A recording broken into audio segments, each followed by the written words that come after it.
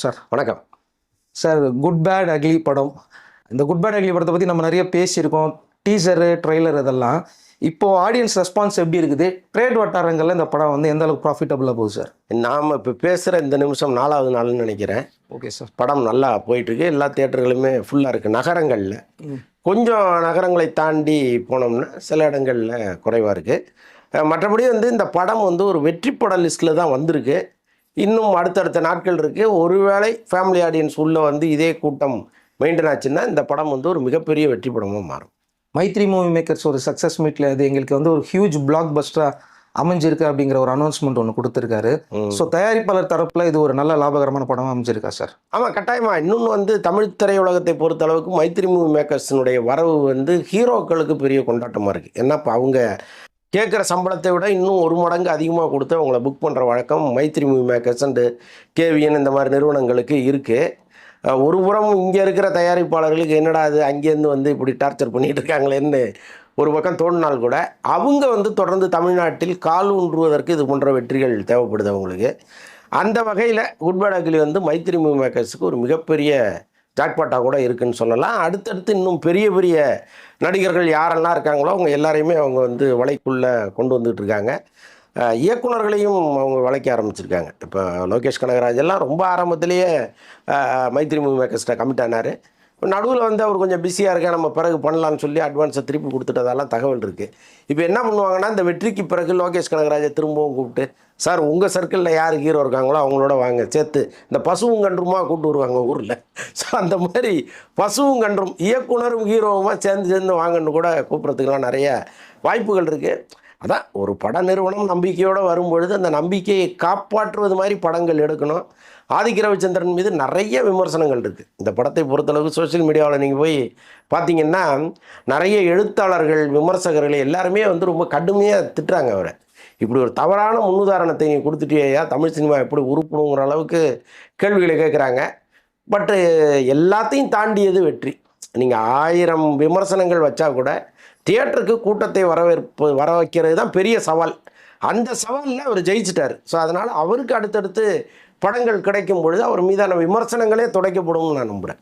தயாரிப்பாளருடைய இயக்குனர் அப்படின்னு சொல்லிட்டு ஒரு வார்த்தை அந்த இடத்துல போட்டார். 95 நாட்கள் ஷூட்டிங் முடிச்சு கொடுத்துருக்காரு, இது பெரிய விஷயம் அப்படின்னு சொல்கிறாங்க. இது நிஜமாக தானே சார்? இது ஆமாங்க, 95 நாளுங்கிறது ஆதிக் ரவிச்சந்திரனை பொறுத்தளவுக்கு அதிகம்னே நான் சொல்லுவேன். இந்த படத்தை பொறுத்தளவுக்கு கொஞ்சம் பெரிய ஆர்டிஸ்ட்டு, அது அஜித் வந்து பெரிய ஆர்டிஸ்ட்டாக இருக்கார். அவருக்கு நிறைய கமிட்மெண்ட்லாம் ஒரு பக்கம் இருந்துச்சு. இன்னொரு பக்கம் விடாமுயற்சி பண்ணிக்கிட்டு இருந்தார். ஒரு பக்கம் தார் ரேஸு, இதெல்லாம் கணக்கில் வச்சு நீங்கள் அந்த 95 நாளை பார்க்கணும். ஒருவேளை அதெல்லாம் இல்லாமல் அஜித் இந்த படத்துக்கு மட்டுமே டேட்டு கொடுத்து இந்த படத்துலையுமே கான்சன்ட்ரேட் பண்ணியிருந்தாருன்னு வைங்க, வேறு படங்களுக்கு போகாமல் விடாமுயற்சியோ அல்லது கார் ரேஸோ இல்லாமல் முழுக்க இந்த படம்னா அது இன்னும் கூட சீக்கிரமாக முடிச்சிருப்பார் ஆதிக் ரவிச்சந்திரன். ஸோ அந்த டேலண்ட்டு அவர்கிட்ட எப்போவுமே உண்டு. அது மாதிரி இயக்குனர்கள் தான் இன்றைக்கி வேணுங்கிறேன்னா. பல இயக்குனர்கள் வந்து அவங்க ரொம்ப சோம்பேறியாக இருக்கிறது, படம் நல்லா வரணும்னு நினச்சி எடுத்த படத்தையே திரும்ப எடுக்கிறது, எடுத்த காட்சிகளே திரும்ப எடுக்கிறது, ஒரு படத்துக்கு 3 படத்தை எடுத்துகிட்டு 2 படத்தை கட் பண்ணி போட்டு அதை ஒரு படமாக்குறது. ஸோ இதெல்லாம் வந்து தயாரிப்பாளர்களுக்கு ஏகப்பட்ட பொருட்செலவை வைக்கிது. பட் ஆதிக்கெல்லாம் ரொம்ப அழகாக படங்கள் பண்ணுறாரு. எஸ்ஜே சூர்யாவுக்கு ஒரு நல்ல வாய்ப்பு கொடுத்துருந்தார் அஜித் அவர்கள். நான் வந்து சக்ஸஸ்ஃபுல் டைரக்டரே கிடையாது, ஆனால் அவர் கூட பேசும்போதே என்னுடைய விஷனே மாறிடுச்சு, டோட்டலாக லைஃப் ஸ்டைலும் மாறிடுச்சு அப்படிங்கிற மாதிரி அஜித் சாரை பற்றி சொல்கிறாரு. இது அஜித் சார் ஆதிக்கு கொடுத்த ஒரு மிகப்பெரிய வாய்ப்பு எடுத்துக்கலாமா சார்? கட்டாயமாங்க. இப்போ அஜித்தை பொறுத்தளவுக்கு அவருக்கு வந்து ஒருத்தர் மீது ஒரு நம்பிக்கை வரணும். அவரை வந்து ஒரு சொந்த தம்பியாகவோ இல்லை சொந்த மகனாகவோ பார்க்கணும். ஸோ அந்த அளவுக்கு தான் அவர் பழகுவார். இப்போ எடுத்தோடனே ஒரு படத்தை வந்து ஒருத்தர் கொடுத்துட மாட்டார். இப்போ ஒரு நல்ல கதை ஒருத்தர் சொல்கிறாரு அப்படின்னா, நான் பல இடங்களில் இதை சொல்லியிருக்கேன். அஜித்தின் சென்டிமெண்ட்னே ஒன்று இருக்குது. அவர் வந்து அந்த இயக்குனரோடு பழகி இவருக்கு நம்ம படம் பண்ணலான்னு நினச்சி அவரோட ஒரு ட்ராவல் பண்ணுவார். ஒரு 10 டேஸாவது அவரோட ட்ராவல் பண்ணுவார். இப்போ இருக்கிற நேர நெருக்கடிக்கு. இதுக்கு முன்னாடினா கிட்டத்தட்ட ஒரு மாதம் அப்படியே இழுப்பார். டெய்லி ஈவினிங்கில் வாங்கம்பார், போய் டென்னிஸ் ஆடுவாங்க, வீட்டில் உட்காந்து பல கதைகள் பேசுவாங்க. அந்த இயக்குனர் அவரோடு உட்காந்து அவங்க வீட்டில் பேசிகிட்டு இருக்கும்போது அவருக்கு பாசிட்டிவான விஷயங்கள்லாம் நடக்கணும். அஜித்துக்கு எல்லாமே நெகட்டிவாக நடந்துகிட்டே இருக்குது அப்படின்னா இவர் சரியில்லை வேண்டான்னு ஒதுக்கிடுவார். ஸோ இப்படி ஒரு வழக்கம்லாம் அஜித்துக்கு இருந்தது. இன்றைக்கும் அது இருக்கும். ஏன்னா பேசிக்கலாக அவர் ரொம்ப சென்டிமெண்ட்டான ஒரு மனிதர் அவர். இப்போ ஆதிக்கை பொறுத்தளவுக்கு இவர் ஒரு 10 நாளாவது ஒரு டைம் எடுத்துருப்பார். இவர் யார் என்னன்னு இன்னொன்று, இந்த நேர்கொண்ட பார்வை படத்தில் நடிக்கும் பொழுதெல்லாம் ஒருத்தர் வாட்ச் பண்ணுவாங்கல்ல. அவர் ஒரு டைரக்டரு, ஏற்கனவே ஒரு ஹிட் படம் கொடுத்தவர், அவர் இந்த படத்தில் நடிக்க வந்திருக்கிறாருன்னா படப்பிடிப்பில் அவர் என்னவா இருக்கார், எப்படி இருக்கார், அதெல்லாம் வாட்ச் பண்ணுவாங்கல்ல. ஸோ அதற்கப்புறம் ஒரு நம்பிக்கை ஏற்பட்டு தான் அவருக்கு படம் பண்ணுறது. ஸோ அந்த வகையில் வந்து அஜித்தினுடைய முழு நம்பிக்கையும் ஆதிக்கு பெற்று விட்டாருன்னு தான் சொல்லணும். ஏன்னா இப்போ அடுத்த படம் கூட அவரோட சேர்ந்து பண்ணுறதுக்கான ஒரு முயற்சியெல்லாம் நடந்துகிட்டு இருக்கு. இதே மைத்ரி மூவி மேக்கர்ஸ் வந்து இதே காம்பினேஷனோட மீண்டும் வருவதற்கெல்லாம் நிறைய வாய்ப்புகள் இருக்கு. விமர்சகர் என்ன சொல்கிறாங்கன்னா, அஜித் படத்தில் எதுக்கு அஜித் ரெஃபரன்ஸ் வச்சிங்க அப்படிங்கிற மாதிரி சொன்னாங்க. ஆனால் அந்த ரெஃபரன்ஸ் தான் இன்னைக்கு படத்தை வந்து அடுத்த லெவலுக்கு கொண்டு போயிருக்கு. பயங்கரமாக விசில் அடித்து கொண்டாடுறாங்க அப்படிங்கிறது வந்து இது ஒரு பெரிய மாற்றம் இல்லை சார் இது? அதாவது சினிமாவில் இது வந்து ஒரு ஒரு மாற்றம்னு தான் சொல்லணும். ஏன்னா இதுக்கு முன்னாடி முழுக்க முழுக்க இப்படி படங்கள் வந்திருக்கான்னா வரல. ஒரு ஹீரோவை ப்ரைஸ் பண்ணி டைலாக் வைப்பாங்க, அது எங்கேயாவது ஒரு இடத்துல இருக்கும், ஏதாவது ஒரு இடத்துல இருக்கும், பயங்கரமாக அதை உணர்ந்து புரிஞ்சுக்கிட்டு கை தட்டுவாங்க ரசிகர்கள். ஆனால் நிமிஷத்துக்கு நிமிஷம் அதையே ஒரு வேலையாக வச்சுக்கிட்டு முழு படத்தையும் நகர்த்திட்டு போகிறது இருக்குல்ல, அது வந்து ஒரு பக்கம் அவருக்கு தெரியும். நம்மளை வந்து கடுமையாக திட்டுவாங்க, விமர்சகர்கள்லாம் அசிங்கமாக திட்டுவாங்கங்கிறதெல்லாம் அவருக்கு தெரிஞ்சு தான் இந்த வேலையை பண்ணியிருக்காரு. ஆனால் அவர்கிட்ட ஒரு தெளிவு இருக்குது. என்னென்னா, நாம் யாருக்காக படம் எடுக்கிறோங்கிற கேள்விக்கு அவர்கிட்ட சரியான பதில் இருக்குது. அந்த பதில் தான் அவரை இப்படி ஒரு படத்தை எடுக்க வச்சிருக்கு. நீங்கள் இதுவே வந்து அஜித் அல்லாமல் வேற ஒரு ஹீரோ வச்சு பண்ணுறாருன்னு வைங்களேன், இதே ஜிவி பிரகாஷை வச்சு இன்னொரு படம் அவர் பண்ணுறாருன்னா இப்படி ஒரு படத்தை எடுக்க முடியாது. அதில் ஒரு கதை வேணும், அந்த கதையில் நிறையா முடிச்சுகள் வேணும், அந்த முடிச்சுகளை அவுக்கிற அளவுக்கு பல விஷயங்கள் அதுக்குள்ளே இருக்கணும், கடைசியாக ஒரு வலுவான கிளைமாக்ஸ் இருக்கணும். இப்படி இருந்தால் தான் அந்த படத்தை நீங்கள் நகர்த்த முடியும். ஆனால் அஜித்தை பொறுத்தளவுக்கு அது தேவை கிடையாது. நிமிஷத்துக்கு நிமிஷம் அஜித் ரசிகர்களை நீங்கள் பரவசப்படுத்திட்டுனா போதும், அந்த படம் ஓடும்னு அவர் நினச்சிருக்காரு. அது ஒர்க் அவுட் ஆகிருக்கு. அதான மேட்ரு. இந்த அடுத்த படமும் ஆதிக்கே பண்ணணும் அப்படிங்கிற மாதிரி வந்து உள்ளேருந்து பப்ளிக் படம் பார்த்துட்டு வந்து சொல்கிறாங்க, அடுத்த படம் அவருக்கே கொடுங்க அப்படிங்கிற மாதிரி சொல்கிற அளவுக்கு இது முதல் இவர் தான் நினைக்கிறேன். இந்த எந்த இயக்குனர் பற்றியும் யாரும் சொன்னதில்லை. கிடையாது. அப்படி வந்து வெளியில் வர்ற ரசிகர்கள் வந்து மொத்த விமர்சனத்தையும் இந்த ஒத்த வரியில் சொல்லிட்டு போயிட்டாங்க, அவருக்கே இன்னொரு படம் கொடுங்க அப்படின்ட்டு. ஸோ அதுதான் வந்து ஆதிக்கு எவ்வளோ விருதுகள் வாங்கினாலும் இந்த ஒரு வார்த்தைக்கு சமம் கிடையாது. இதுதான் மிகப்பெரிய விருது. இப்போ எல்லாருமே வந்து என்ன விமர்சனம் வந்தாலும் அல்டிமேட்டாக ஃபைனலாக என்ன நினைக்கிறாங்க அப்படின்னா, போட்ட பணத்தை விட அதிகமான ஒரு வருமானம் கிடைக்கணும், ரெண்டாவது ரசிகர்களை குஷிப்படுத்தணும் அப்படிங்கிறத அல்டிமேட்டாக வச்சுருப்பாங்க. அதை இவர் பண்ணி முடிச்சிட்டாரு. அடுத்தது அஜித் இவருக்கு படம் கொடுக்கறதுக்கு எத்தனை நாளுக்கு வாய்ப்பு இருக்குது? இல்லை, மேக்ஸிமம் கொடுப்பாரு. ஏன்னா இந்த படத்தை பொறுத்தளவுக்கு அஜித்தை வந்து அவர் எப்படி படப்பிடிப்பில் நடத்தினாருங்கிறது, எல்லாருமே அஜித்னா பெரிய மரியாதை கொடுப்பாங்க, ராஜா மாதிரி வந்துட்டு போகலாம். அதையெல்லாம் தாண்டி ஒரு பாண்டிங் ஒன்று இருக்கணும். அதை வந்து எந்த அளவுக்கு ஒரு டைரக்டர் செய்கிறாருலாம் அஜித்தை கவனிப்பார். அதில் இவர் வந்து பாஸ் மார்க்கோட அதிகமாக வாங்கியிருப்பார். அதில் ஒன்றும் சந்தேகம் இல்லை. என்னென்னா பேசிக்கலாகவே அவருடைய கேரக்டர் இப்போ ஆதிக் ரவிச்சந்திரனுடைய இவ்வளோ பெரிய வெற்றி வந்துருச்சுல்ல, நீங்கள் திரும்ப ஒரு 10 நாள் கழித்து ஆதிக்கிட்ட நீங்கள் பேசுங்களேன், இந்த படம் எடுக்கிறதுக்கு முன்னாடி எப்படி இருந்தாரோ அப்படி தான் இருப்பார். அந்த வெற்றியை மண்டையில் ஏற்றிக்காத ஒரு ஒரு மனிதர் அவர். அவர்கிட்ட வந்து ஒரு இயல்பாகவே ஒரு நல்ல குணம் இருக்குது. அந்த அலட்டல் கிடையாது, திமுரு கிடையாது, யாராவது ஏதாவது சொன்னால் அதை கேட்டுக்கிற பக்குவம்லாம் அவர்கிட்ட இருக்குது. ஸோ இது வந்து அவரை இன்னும் லாங் ரன் கொண்டு போகும். இந்த படத்தில் சிம்ரன் வர காட்சிகள்லாம் அவ்வளோ பெரிய விசிலு.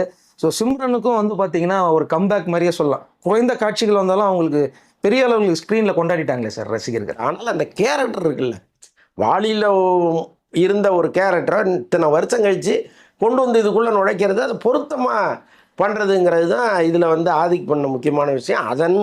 அந்த வகையில் வந்து சிம்ரனை எல்லாருமே கொண்டாடுறாங்க. ஜிவி பிரகாஷ்குமார் வந்து பார்த்தீங்கன்னா ஒரு நல்ல மெலோடி மியூசிக் டைரக்டர்னுவாங்க.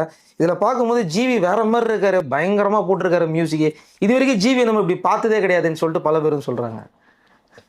ஆமாம், ஆக்சுவலாக நான் கூட அந்த 2 பாடல்கள் வந்தப்போ ஜிவியை வந்து என்ன அப்படி பண்ணிட்டாரு, அனிருத் தான் இன்றைக்கி வந்து ஒரு ஸ்டைலில் ஃபார்ம் பண்ணி போயிட்டுருக்காரு, அதே ஸ்டைலில் எதுக்கு ஜிவி பண்ணணும், அதுக்கு எதுக்கு ஜிவி, அனிருத்தே பண்ணலாமே அப்படிங்கிற மாதிரிலாம் நான் சொன்னேன். பட் இந்த படத்துக்கு இப்படி ஒரு கொண்டாட்டம் தேவை. அந்த இசையில் வந்து இப்படி ஒரு ஆர்ப்பாட்டமும் ஒரு பரபரப்பும் இசையில் இருக்கணும்னு அவர் நினச்சிருக்காரு. அதுக்காக தான் இந்த ஸ்டைலில் அந்த 2 பாட்டையும் போட்டார். அதை தாண்டி இன்றைக்கி பல பேர் வெளில சொல்கிறாங்க, படம் பார்த்துட்டு வர்ற எல்லாருமே என்ன சொல்கிறாங்கன்னா, இதில் ஜிவி பிரகாஷ் எங்கே தனியாக மியூசிக் போட்டார், எல்லா படத்தில் இருக்கிற பிஜிஎம்மையும் தூக்கி இதில் போட்டு ஃபில்லப் பண்ணிட்டாரு அப்படிங்கிறாங்க. அப்படி இல்லை, அதை தாண்டி பல விஷயங்கள் இதில் பண்ணியிருக்காரு. பேக்ரவுண்ட் மியூசிக்கில் அந்த பழைய பேக்ரவுண்ட் மியூசிக் இல்லாமல் இவர் சிலது பண்ணியிருக்காரு. அதெல்லாம் பிரமாதமாக இருக்குது. அதான் எல்லா படத்துலையுமே தன் பணியை கரெக்டாக செய்கிறவர் ஜிவி பிரகாஷ். அவர் ஓபி அடிக்கவே மாட்டார். தனக்குன்னு ஒரு வேலையை கொடுத்தா அதை ரொம்ப சிறப்பாக செய்கிறவர் அவர். இந்த படத்தில் ரொம்ப சிறப்பாக பண்ணியிருக்காரு.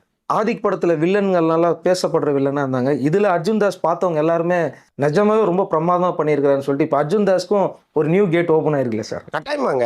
ஆக்சுவலாக ஒரு நெகட்டிவ் ரோல் பண்ணுறது தான் ரொம்ப கஷ்டம். நீங்கள் ஒரு ஹீரோவாக நடிக்கிறதெல்லாம் கூட ரொம்ப ஈஸி. நெகட்டிவ் ரோல் பண்ணும்போது அதில் எவ்வளவு நுணுக்கங்களை நீங்கள் வர வைக்க முடியும் அப்படிங்கிறது தான் முக்கியமான விஷயம். அதில் இவர் பேசிக்கலாகவே வந்து இவர்கிட்ட அந்த பேஸ் வாய்ஸ் இருக்குல்ல, அது ஒரு பெரிய ப்ளஸ்ஸு. இவர் ஒரு டைலாக் சொன்னால் யாராக இருந்தாலும் பயப்படுற அளவுக்கு அந்த குரல் இருக்குது. தோற்றம் வந்து கொஞ்சம் ஆள் மெல்லிசா ஒல்லியாக இருந்தால் கூட இன்றைக்கி இருக்கிற பல வில்லன்களை பார்த்தீங்கன்னு வச்சுங்க, நிஜ வாழ்க்கையில் நாம் பார்க்குறோம் பேப்பரில் வர்ற செய்திகள், அவனுடைய உருவம், அவனுடைய தோற்றமெல்லாம் பார்க்கும்போது கிட்டத்தட்ட ஆதிக்க ரவிச்சந்திரனுடைய அந்த பாடி என்ன அளவில் இருக்கோ, என்ன ஸ்ட்ரென்த்தில் இருக்கோ அப்படி தான் இருக்குது. அப்போ அவர் கரெக்டாக அந்த ரோலில் பொருந்திருக்காரு. ஒரு அஜித்தோடு மோதுகிற அளவுக்கு ஒரு கேரக்டர் இருந்ததுன்னா பல பேர் பயந்துருவாங்க. அந்த ஸ்பாட்டுக்கு போனாலே ஒரு பயம் வரும். எவ்வளோ பெரிய ஹீரோ அவர், நம்மெல்லாம் பார்த்து அவரை பார்த்து தான் நம்ம வளர்ந்தோம் அப்படிங்கிற பயமெல்லாம் வரும். ஆனால் அவருக்கு எவ்வளோ உள்ளூர பயம் இருந்தாலும் இந்த பேஸ்மெண்ட்டு வீக்காக இருந்தால் கூட பில்டிங்கை ஸ்ட்ராங்காக வச்சு அடிச்சிருக்கிறாரு. நிஜமாகவே ரொம்ப பாராட்டுகள் அவருக்கு எல்லாருமே சொல்லிகிட்டு இருக்காங்களே. படம் பார்த்துட்டு வர்றவங்கலாம் சொல்கிறாங்க படம் முடிஞ்சாலும் அந்த வாய்ஸ் குறையில. அது காரணம் அந்த மேக்கிங் வீடியோ எல்லாருமே ரொம்ப ஹாப்பியாக அனுப்பிச்சிட்டாங்க படத்தில் அப்படின்னு சொன்னாங்களே சார்? நீங்கள் பார்த்தீங்களா மேக்கிங் வீடியோ? மேக்கிங் வீடியோவுக்கே ஒன்ஸ் மோர் கேட்ட ஒரே படம் இந்த படம் தாங்க. பல தியேட்டர்களில் வந்து ஒன்ஸ் மோர்னு கத்துறாங்க. திரும்ப கமலா தியேட்டர்லாம் திரும்ப போடுறாங்க. அந்த ப்ளூ பஸ்ஸை வந்து திரும்ப போடுறாங்க. இன்னொன்று வந்து அதில் ரொம்ப நுணுக்கமாக கவனிக்க வேண்டியது என்னென்னா, இப்போ அஜித் மாதிரி பெரிய ஹீரோவுக்கு வில்லனாக நடிக்கிறவங்களுக்கு வெளியில் போகும்போது சில ஆபத்துகள் இருக்குது. எங்கள் தலைவரே நீ அடிக்கிறியாம்மானுங்க. அப்போ அந்த ப்ளூ பர்ஸில் அதை பேலன்ஸ் பண்ணியிருக்காரு அவர். அர்ஜுன் தாஸ் மேலே ஒரு வெறுப்போடு நீங்கள் வெளியில் போயிடக்கூடாது அப்படிங்கிறதுனால அவர் அஜித் காலை தொட்டு வணங்குற மாதிரியும், அஜித் வந்து அதை சிரிச்சுக்கிட்டே தடுக்கிற மாதிரியும் ஒரு காட்சியை தூக்கி போடுறாங்க. ஸோ அதான் எல்லாமே வந்து ஒரு ஆதிக்கு வந்து ரொம்ப திட்டமிட்டு அழகாக நகர்த்தியிருக்காரு. ஸோ அஜித்துக்கான ஒரு நல்ல டைரக்டர் கிடைச்சிட்டாருன்னு நீங்கள் வெளிப்படையாகவே நம்ம ஒத்துக்கலாமா சார்? இல்லைங்க, இந்த படம் நல்ல படமா, ஒரு நல்ல டைரக்டராங்கிறதெல்லாம் முக்கியமே கிடையாது. அதை பற்றி விவாதம் பண்ணிங்கன்னா நம்ம தனியாக உட்காந்து வேறு மாதிரி பேசலாம். ஆனால் ஒரு வெற்றி படம் கொடுத்துட்டாரு, ஒரு கலெக்ஷன். அஜித்தினுடைய முந்தைய படத்தோடு ஒப்பிடும்போது நீங்கள் ஒரு 2 மணி நேரம் 20 நிமிஷம் உட்காந்து என்ஜாய் பண்ணுறீங்க, அவ்வளோதான்.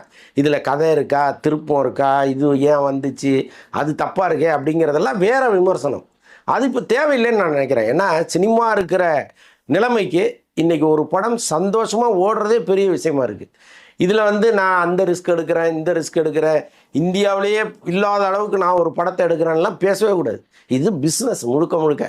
படங்கள் வகைகள் இருக்குது. இப்போ நிறைய ஆர்ட் ஃபிலிம் இருக்குது, யதார்த்த படங்கள் இருக்குது, இன்னும் வந்து குடும்ப படங்கள், குடும்பஸ்தன்னு ஒரு படம் வந்துச்சு, ஸோ பார்க்கிங்னு ஒரு படம் வந்துச்சு. ஸோ இந்த மாதிரி விதவிதமான விஷயங்களை எடுத்துக்கிட்டு போகிற படங்கள் இருக்குது. ஸோ அதை பற்றியெல்லாம் நம்ம வந்து ஒரு பக்கம் பாராட்டிக்கிட்டு இருந்தால் கூட இந்த படத்தை பொறுத்தளவுக்கு இது வந்து கலெக்ஷன் கொட்டுதா, அதற்கான விஷயங்களை பண்ணியிருக்காரு, அவ்வளோதான். அதோட நம்ம கடந்து போயிடுறது தான் நமக்கும் நல்லது, அவங்களுக்கும் நல்லது.